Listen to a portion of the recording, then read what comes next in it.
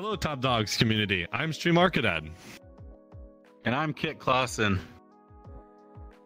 We're very excited to introduce our lovely Top Dogs community to Paws Fur Pride, a fundraising team led by Ursa and Arden Wolfsky. So, gentlemen, why don't you introduce yourselves? Let's start with you, Ursa. Sure. So I'm Ursa, or Last Ursa. You can find me on most spaces. And yeah, just a little bit about me. I'm a singer. I do all sorts of singing content, all that kind of stuff, singing videos, all that stuff on VR chat, things like that. And I'm Arden Wolfsky, your online bartender, found on most platforms under the same handle. You guys are here to talk about this charity fundraiser you guys are working on. Can you tell us about that? Absolutely. The fundraiser we're doing for Pride Month for this year, and I've been doing this fundraiser. This is my third year doing it, and this year I decided to partner with Arden, and together we formed the team of Paws for Pride, and we're running this fundraiser for an organization known as Trans Lifeline, which this organization basically helps out trans people in crisis through both running a hotline but also offering micro grants to trans people in need. So part of the fundraiser, what we're doing is, one of the parts is we actually have a t-shirt. It's kind of a texture. Right now it's set up specifically for the Winter Paw Canine. And if Arden turns around, you can actually see the back of the shirt as well. So this texture is available currently on Gumroad for basically, and any money that's made beyond the Gumroad's fees is going directly into the charity. And then also mentioning, for any other avatars out there, if you have t-shirts, you want this design to go onto that t-shirt, you can reach out to me through any of my social media at Last Ursa, and we can certainly work something out so that we can get this texture onto a t-shirt for any avatar. So just let me know. To further the celebration of the community, as well as bring attention to this cause, we'll be hosting two special events. The first one on June 14th at 8 p.m. We'll be streaming live from our platforms in fursuit and getting into some furry shenanigans, having some great discussions. The second one will be on June 28th at 8 p.m. Eastern Time as well. And we'll be doing a community game night, having friends stop by, visit, play games with us. It'll be a great time. And then additionally, we'll be hosting a raffle. So anyone who donates to the event will be put into the raffle to win a custom designed cocktail by me, as well as some other fantastic prizes. I remember 2 years ago at FWA, you made a custom drink for every single podcaster on the Top Dogs podcast. Your drinks were amazing. So anybody who wins that contest, I can guarantee you're going to be happy and satisfied.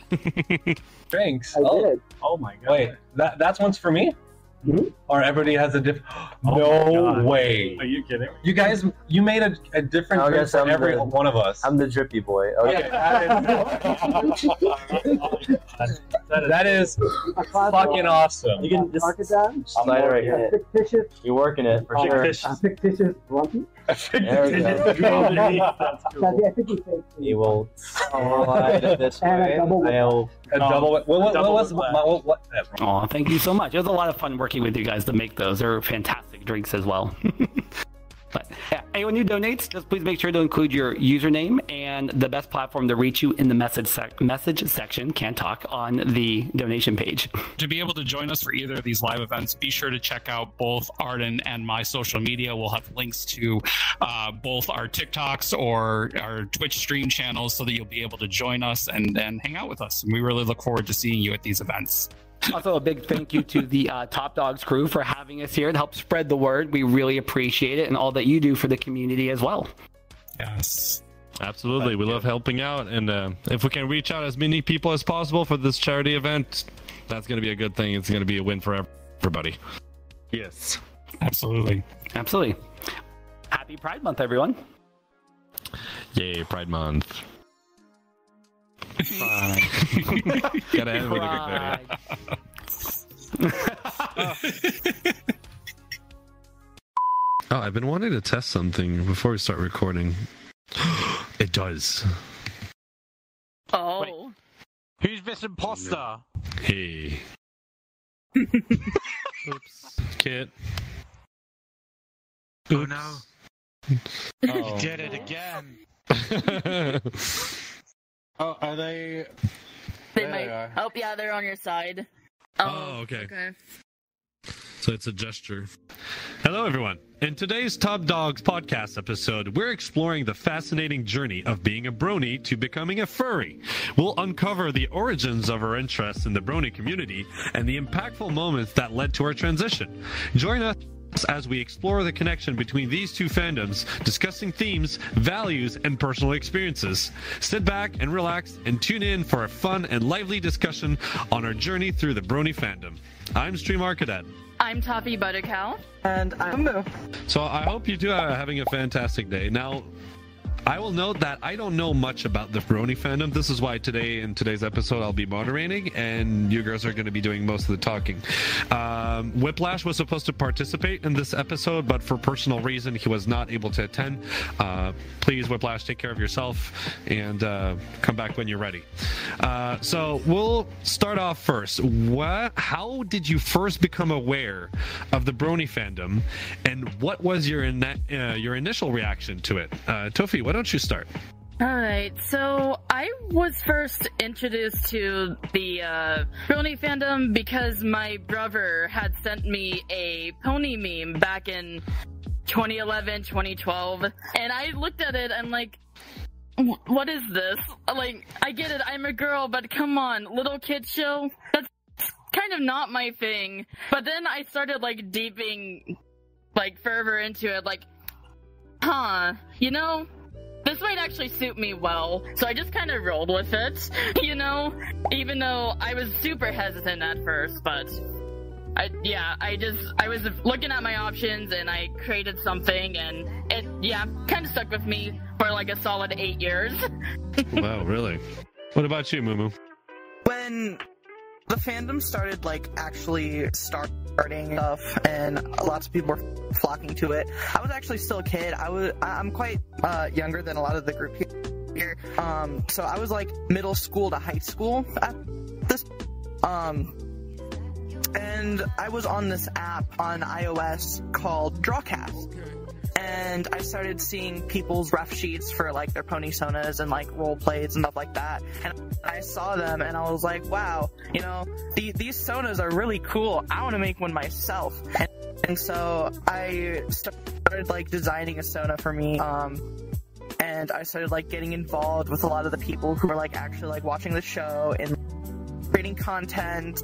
And I just ended up making myself a sona and becoming friends with a lot of people who are also bronies and Pegasisters. And what was your favorite aspect of My Little Pony? You know, the whole like friendship is magic. How did it influence your involvement with the brony community? A lot of the show focuses on being positive and kind of like optimistic, and despite having like things going on around you that may necessarily not be the best. And I feel like a lot of those aspects helped me with like creating my own art and being like, you know, involved with like my friends outside of the internet and like also on the internet.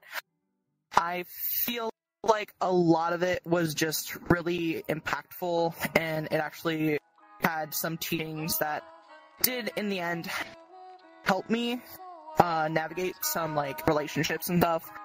So I don't know, I feel like the characters and the messages are just very impactful. I've kind of been told, I haven't watched any, like, you know, My Little Pony episode, but I told them that they have really interesting core values and nice morals, a little bit like kind of Bluey, the way they do it. They always teach you like a certain thing. It's very positive. It kind of sounds interesting to me. I've never watched an episode, but I've known a few friends that were into it. I was introduced to it. I've heard about it through one of my airsoft friends, actually. I've known him for what, about like 11 or 12 years now. And he told me he was into the brony fandom, and I was like, oh, what is that? What's that about? And he told me, well, basically it's about the show My Little Pony, and we kind of gather up, we watch episodes, there's also conventions and stuff. So I'm like, okay, I have a lot more questions now, because I'm wondering how does it work, and I've heard about the, you know, pony sonas and stuff, so it's definitely going to be interesting. Tofi, what about you? What was your favorite aspect of My Little Pony? My main draw to it was just the talks about friendship and like just bonding, having good relationships with people. Me being autistic growing up, I wasn't really good at social skills at all. But that show did help me a lot. I actually learned a lot about friendship from Friendship is Magic. Who would have thought? Yeah, I just watched and I saw the characters just talking to each other and whatever, and I was able to gain a lot more, skills about talking to people properly and just trying to maintain those relationships that I've always wanted. And because of that, I grew a lot more as a person, and I was actually able to go make friends of my own, which was something I hadn't been able to do pretty much my entire life, until I hit high school because of that show, so it was valuable to me. Do you think you could explain to me what's the point of My Little Pony? What's the story? What's like the character development? What's happening? What is exactly the show about for people listening that don't know what it is about? Could you explain it to me? So the story revolves around our main character, Twilight Sparkle. She comes from a special school for gifted unicorns. I believe it was gifted unicorns. I can't remember if it was the other races, yeah. But like pretty much. Yeah, she was super talented with her magic, and she excelled in all of her classes. The one thing that she didn't know how to do, though, was make friends. She was always alone. She didn't really have anyone besides her apprentice, which was a little purple dragon named Spike. And so the princess of the show sent her off to a new town to live in to go make bonds with new people, make friends, and that was pretty much the entire point of the show. Just be friends because, God, I wish I could word this better, but, yeah, make friends, and just go through experiences with other people. You don't have to do everything by yourself. It's always good to have the help of others with you. That was pretty much the entirety of the show. That sounds pretty good. It sounds pretty wholesome, I gotta say. It is pretty. What is it like? Wow, let me rephrase that. What were some of the highlights and memorable moments of being part of the Brony community? A big highlight for me of being part of the Brony fandom would probably honestly be all of the creatives that are a part of it.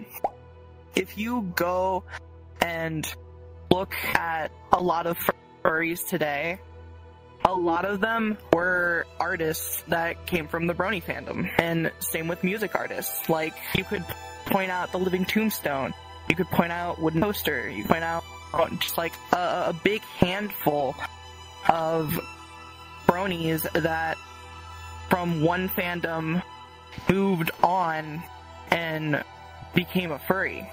And a lot of them still are making music and creating and just doing a lot of stuff, going to conventions. And it's really fulfilling to see a lot of people that you grew up kind of like idolizing become just another person in a community that you're in. It seems to be like it's a very tight and very unified community. What about you, Tuffy? What is one of your biggest highlights in being part of the the Brony fandom?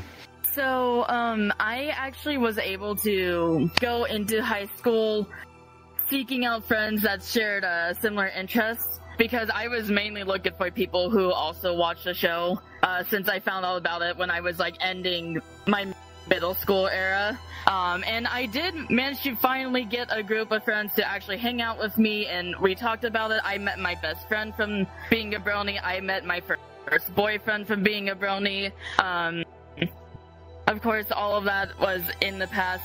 I don't have those connections anymore. However, I did lean more into my online life, which pretty much started the start of me, just me in general, getting me to where I am now. I would go on like the Brony social sites. I would meet friends. I still have connections with some online friends from the Brony community that I met 10 years ago, and we're still kicking it. We're still talking to each other. Well, clearly it seems like it has changed your life for the best. You said yourself that you were kind of an introvert, and it allowed you to build a friend circle and work on yourself a little bit to be a little bit more outgoing and be a little bit more courageous for meeting new people, basically. Yes. I mean, it's a good thing. That's great. I think it's fantastic. I mean, if a show can give you some really good values and work on stuff that you might be struggling, I think it's fantastic. I think it's great. Speaking of like doing improvement and stuff like that, were there some key turning points that made you consider transitioning from the Brony fandom to the furry fandom? Because clearly we're hanging out as furries, but you have a Brony background. What was the key turning point that made you switch over? The main turning point was actually not Brony related or anything of the sorts. By the time I had it transitioned over to a furry, I was kind of done with the community because I became a furry 2 years ago. The show was already over. None of my Brony aspects had helped me transition over. I just kind of discovered that myself. And with my best friend's help, we were able to get me to being a furry. Unfortunately, it was not really pony related. So basically, it's just something, another fandom you discovered and you liked it and you just slowly transitioned. It was not really anything specific. You just found out about it and you liked it. Yes. But we both kept the hooves. We did keep the hooves. Yeah, you did. We sure the did. horses, the cows. You kept the hooves for both of you. That's hilarious. What about you, Mumu? What was your transitioning point from going Brony to furry? Well, I mean, I'm pretty sure we both are still Bronies, but like entering the furry fandom. Before COVID, I wasn't really interacting with a lot of the Brony community anymore, just because of the fact that, like, you know, the show was over. Things had slowed down, you know? Like, I still kept up with, like, you know, a lot of the creatives who were, like, making art and stuff, and I noticed that a lot of them themselves had started, like, you know, being furries. And, you know, I like art. I draw, you know, so I started interacting with that media. And then also, I was a part of an Arma 3 group, a Milsim group. And my best friend is a furry, and actually is a furry streamer, and he was making Arma Ops, and I would sit in there while he was making Arma Ops. So we became, like, really, really good friends. I love him. Vox, if you see this, I love you. But I would sit with him, and he was like, hey, you know, like, I had an idea for this. Could you, like, sketch me something? And, like, I'd sketch stuff. And, like, he would always be really enthusiastic about my art and everything. And so I just kind of snowballed into being a furry. And yeah, my entire cow existence is kind of an inside joke about like my actual name, and just like a couple other aspects of me. But I don't think that a lot of aspects of me Brony really pushed me to that point. It was more about the people that surrounded me. Because, I don't know, we all come from different walks of life, and coming together is honestly the best thing that can happen. Well, it clearly had a really big impact on your life. How do you incorporate elements from My Little Pony into your furry persona or creative work? Clearly, we mentioned the hooves, but is there anything else? Actually, I still have a ref sheet of my pony Sona. I actually made a new ref sheet of her like a year ago. So she's still updated. She's updated. I still have her. I still draw her on occasion. I have friends that I've met in the furry fandom that did come from the Brony fandom, and like I've drawn their pony Sonas with mine. I don't know. There's not a whole lot to it, but I do enjoy having my characters interact with my friend's character. That's really cool. How about you, Tofi? So, I'm gonna have to post a picture of my Sona because I still have like all of the pictures of her, but there are a lot of similarities between my pony Sona and my fur Sona. Starting with the name, I've always been a big buff into desserts or bakery or any of that, so of course her name was Buttercream Blend, buttercream being a type of icing. and I had to keep the name, like the theming of names going, so that's why I named myself Toffee.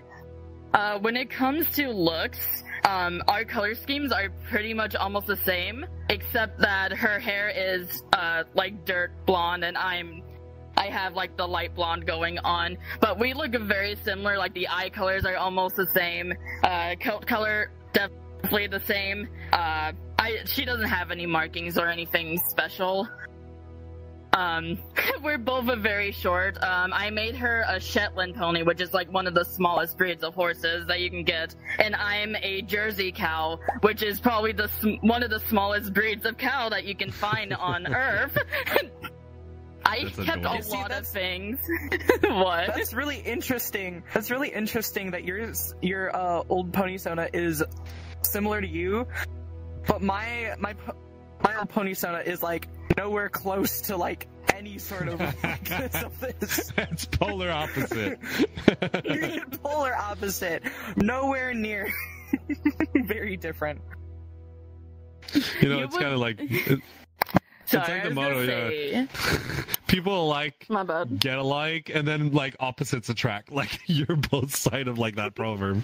Look at all of my characters; they're all very much me. Like the one behind the cow, behind the pony, me. Like actually me. They're all very similar for a reason, so I don't lose track and have to like think of all these crazy ideas. So that's why I keep everything very simple and very similar to each other. Stay in the loop with the Top Dogs podcast by subscribing to our YouTube channel and ringing that notification bell.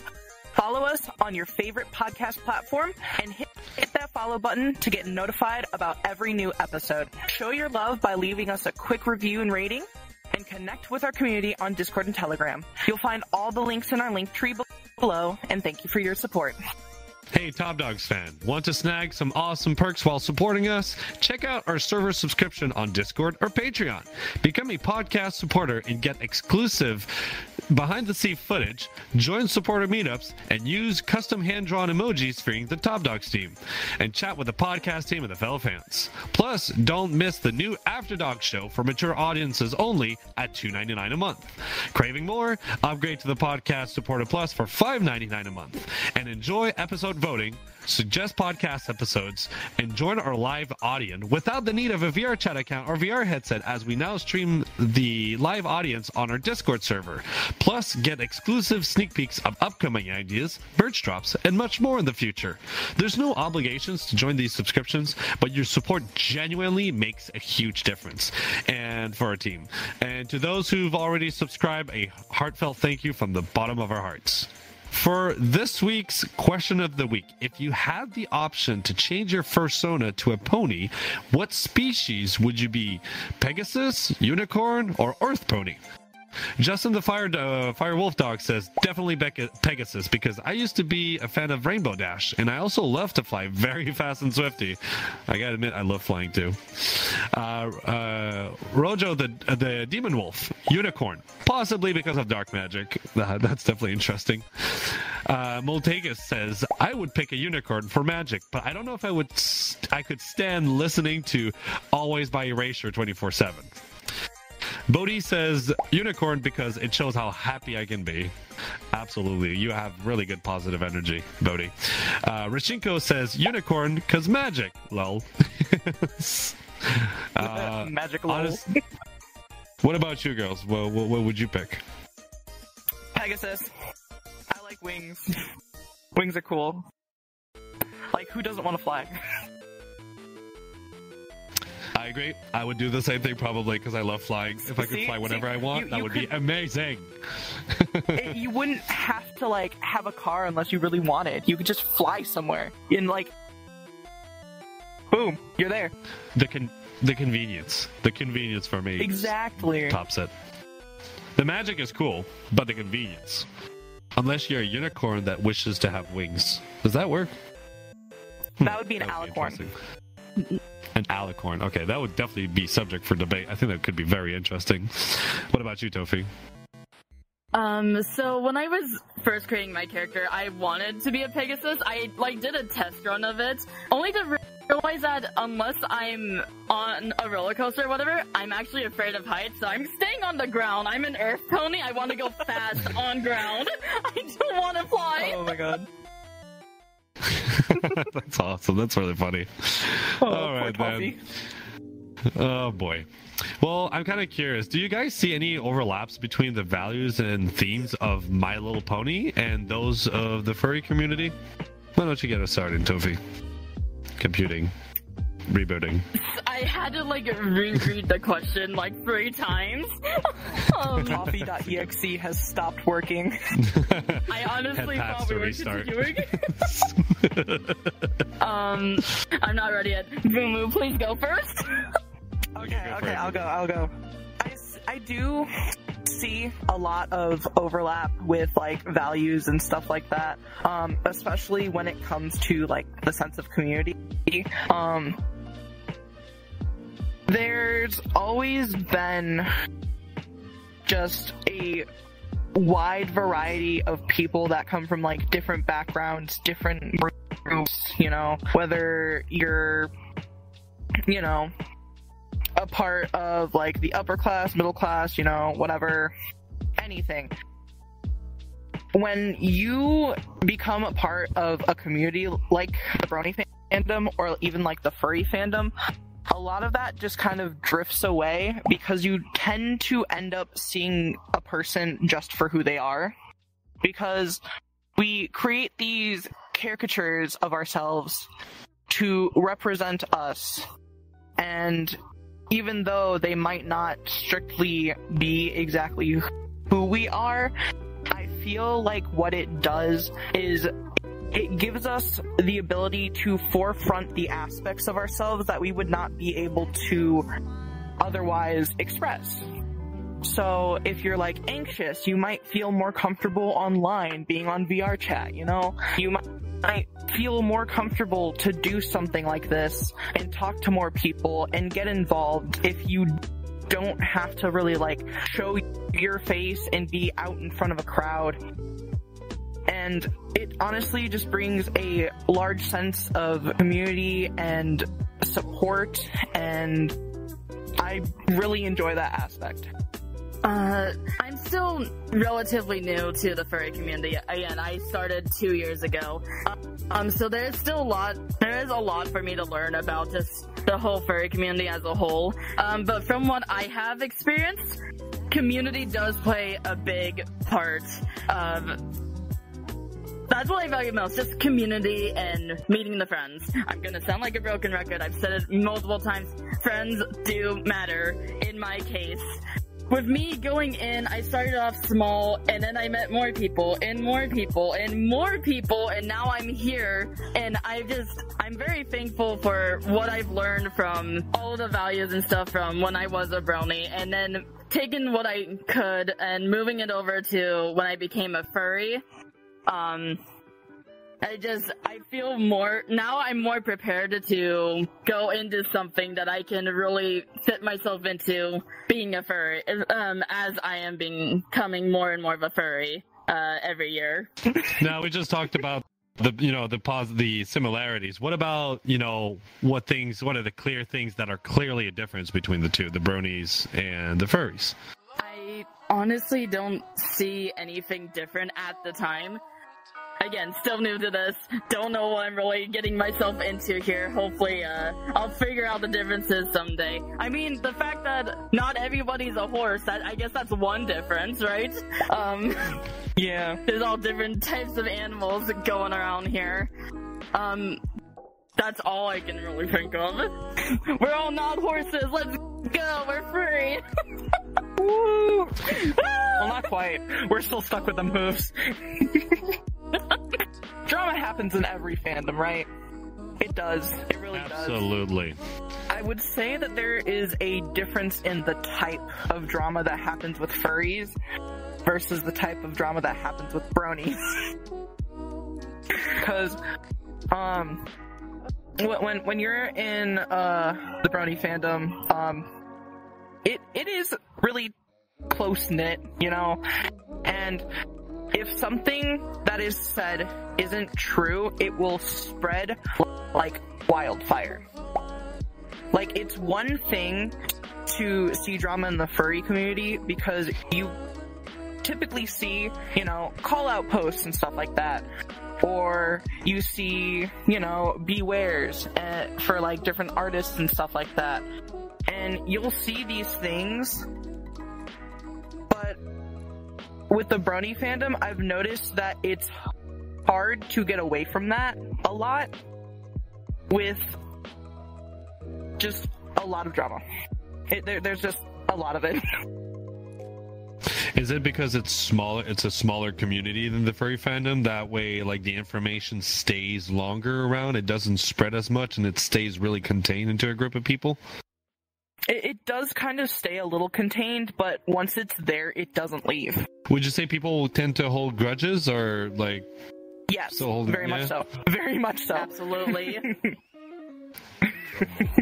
It's kind of odd to me because for a show that is based off making friends and making friendship, it's kind of counterintuitive to me to think that, you know, they can hold grudges for so long. Do you guys know a reason why that could be so?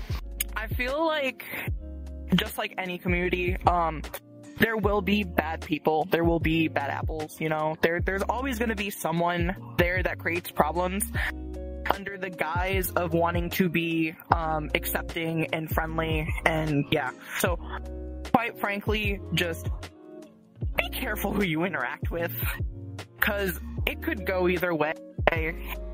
I mean, like, drama is literally everywhere. Like, it doesn't matter what community or fandom you're in, it's always going to be there. If you don't see drama, it's because of two reasons. One, you haven't been there for long enough, and two, you haven't been participating as much as other people. I come from a cosplay and airsoft background, and oh my god, there was so much drama in the airsoft community. Oh yeah. People that think they were better than anyone, and they would show off their gear, and then I hear about the furry fandom, and I'm like, oh wow, they're just people giving themselves hugs. How could there be any sort of drama in this fandom because everybody's so friendly? Boy, was I wrong. There was so much drama in the furry fandom. Yeah, so when I realized this, that's why I went to the conclusion of, like, it's just, you know, drama is everywhere, and there's always going to be bad apples. So don't focus on these people. Focus on the positive. As hard as it is, positive should always outweigh the bads, you know. It's gonna exactly be but I'm kind of curious, do you feel like there's kind of a natural progression from the Brony fandom to the furry fandom for some people, and if so, why do you think it happens? Honestly, it really depends on the person who's migrating.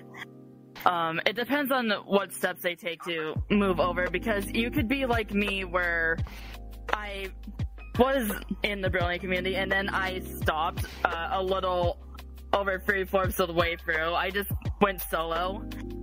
And then I found the furry community. It really does depend on how social you'd like to be. Like, if you want to even continue to go back into any communities and whatever.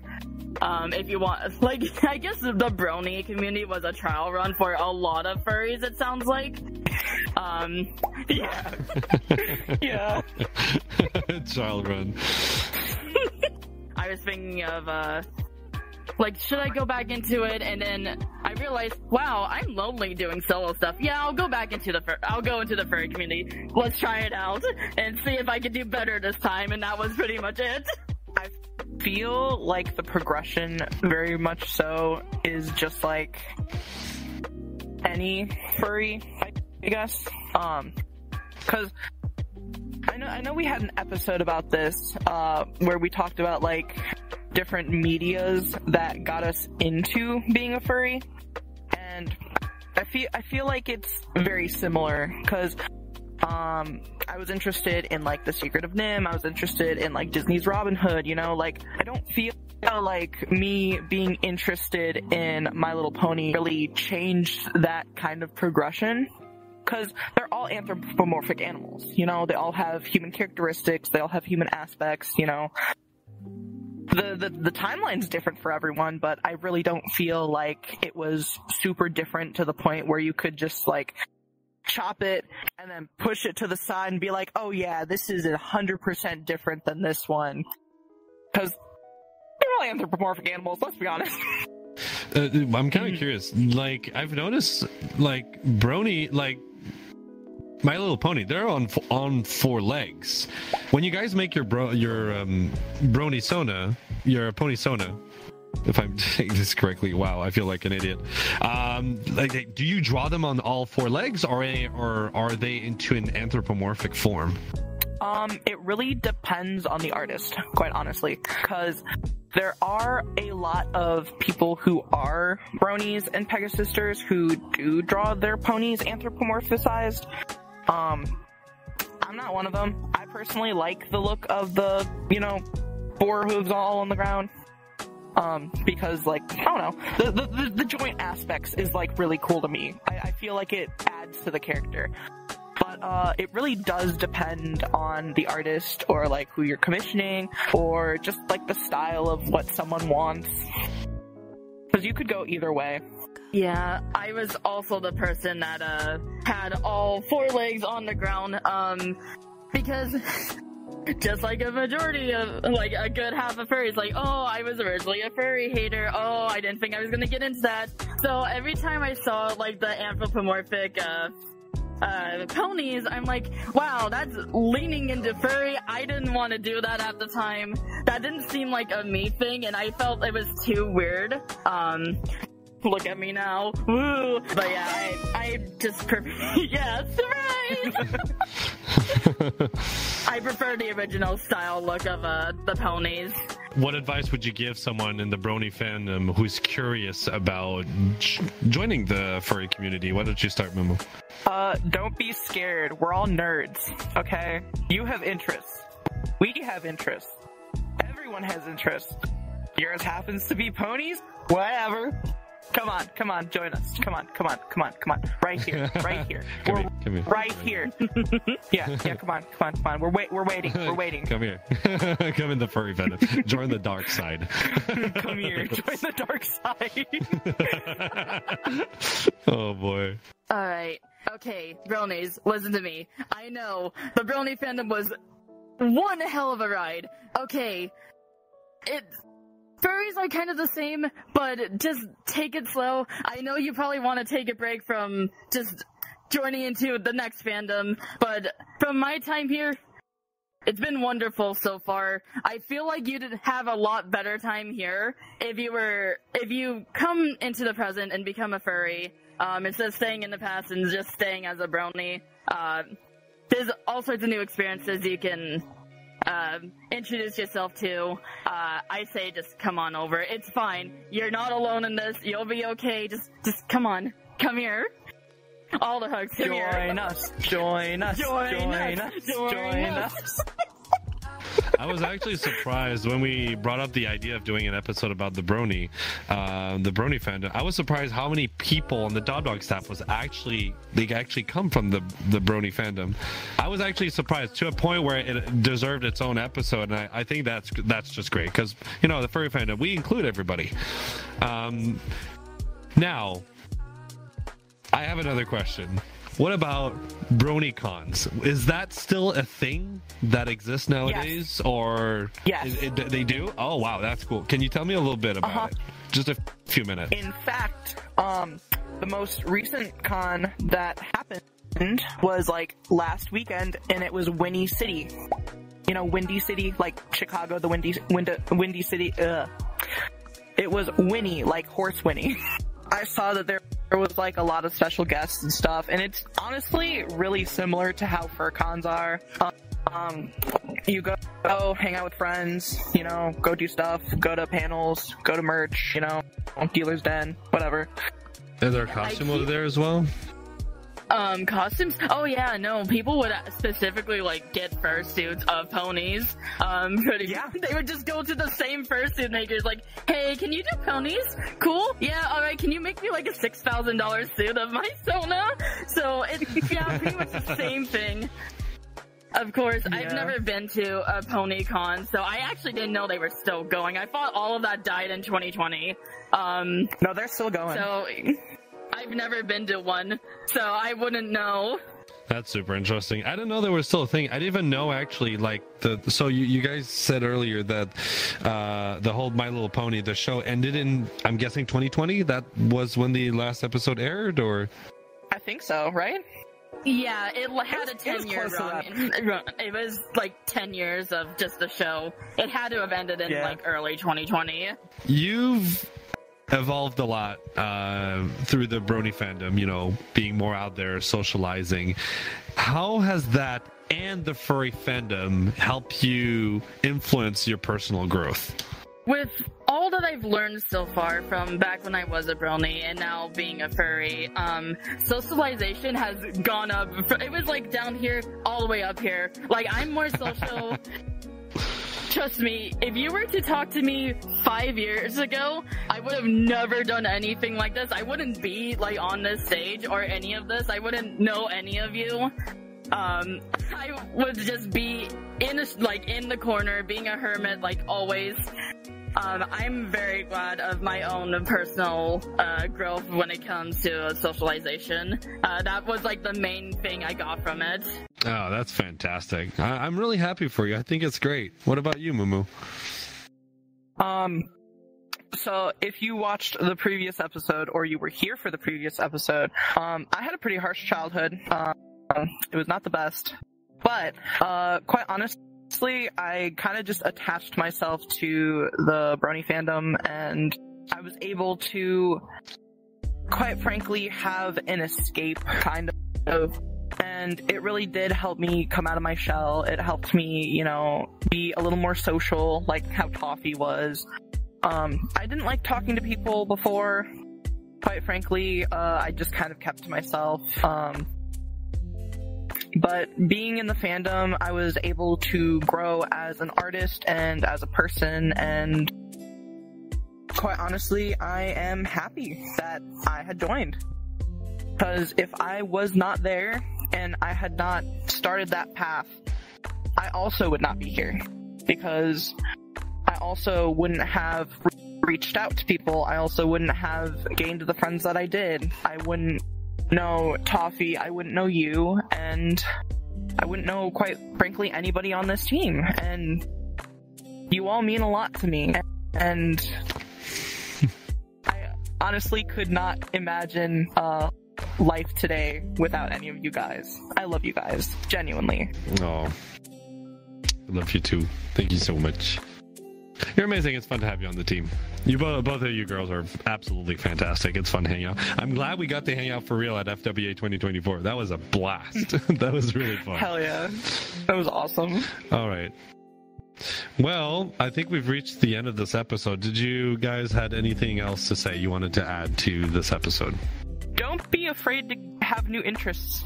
Quite frankly, if you try something, you know, try to join a community and just do whatever, maybe get new friends that are in a different community than you. Don't be afraid to join it.